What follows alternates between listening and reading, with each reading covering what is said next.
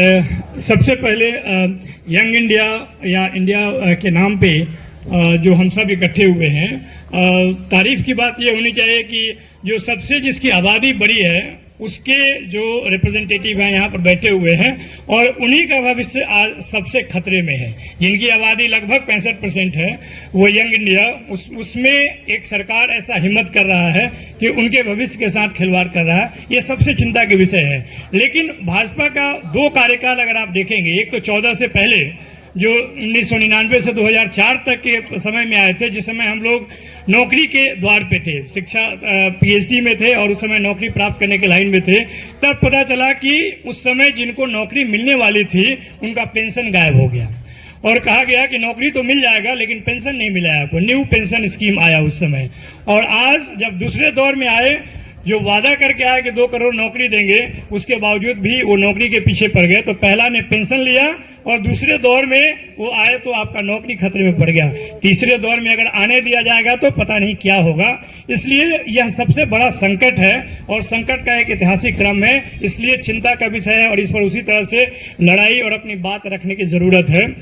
मुझे लगता है कि आज देश में जो चल रहा है, जिस तरह की बात चल रही है, उससे उम्मीद तो है कि इसको हम लोग रोक पाएंगे और हमें लगता है कि इसको रोकने में जो सबसे बड़ा योगदान हो सकता है वो युवा साथियों का हो सकता है। और इसकी झलक आप देख सकते हैं, जहां से प्रतिनिधि के तौर पे संदीप जी भी आते हैं, कि किस तरह से लोग एक यंग लीडर को के साथ और जन विश्वास यात्रा में उनका सहयोग कर रहे हैं। हमें लगता है कि जो कनेक्ट और इश्यूज पर और मुद्दे पे हो रहा है, सबसे बड़ी बात है कि जिस तरह का आप एक्टिव यंग इंडिया देख रहे हैं बिहार में, वह रोजगार के मुद्दे पे है, नौकरी के मुद्दे पे है। अगर वो एक्सटेंड हुआ, India in the image of Bihar अगर एक्सटेंड हुआ, ये बात 90 के दौर में अरविंद नारायण दास कहे थे कि अगर भारत का समस्या को दूर करना है तो सबसे पहले बिहार को देखना चाहिए और वहां की समस्या दूर होनी चाहिए। बिहार ने जब जब आवाज उठाया है, कायरों का सरकार भागा है। और इसी तर्ज पे अगर हम देश स्तर पर इस बात को पहुंचाने का कोशिश करें तो हमें लगता है कि इससे मुक्ति मिलेगा। मैं जिस पार्टी को रिप्रेजेंट करता हूं उसका इतिहास रहा है कि फिरका परस्त ताकतों से न कभी डरा है न कभी डरेगा और उनके सामने खड़ा होकर एकदम जबरदस्त मुकाबला किया है दोनों स्तर पे। मुझे लगता है कि जिस बात को हम बार बार गलतफहमी के शिकार होते हैं, हमारे मंच पर एक साथी ने बोला जातिवाद, तो साथियों इस देश में सारे वाद विश्व में है लेकिन जातिवाद नहीं है। जातिवाद केवल वही लोग कहते हैं या केवल वही लोग उसको आगे लाकर बोलते हैं जिनको अपने जाति के आधार पर जिनको फायदा मिला है।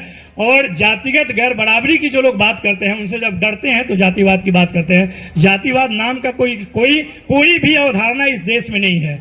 जो लोग भी जाति की बात करते हैं वो जातिगत गैर बराबरी को दूर करने की बात करते हैं और वह संविधान संगत है और मंडल कमीशन रिकमेंडेशन में खुले तौर पर लिखा हुआ है कि वह दूर होनी चाहिए, तभी जाकर एक समावेशी समाज का निर्माण हो पाएगा।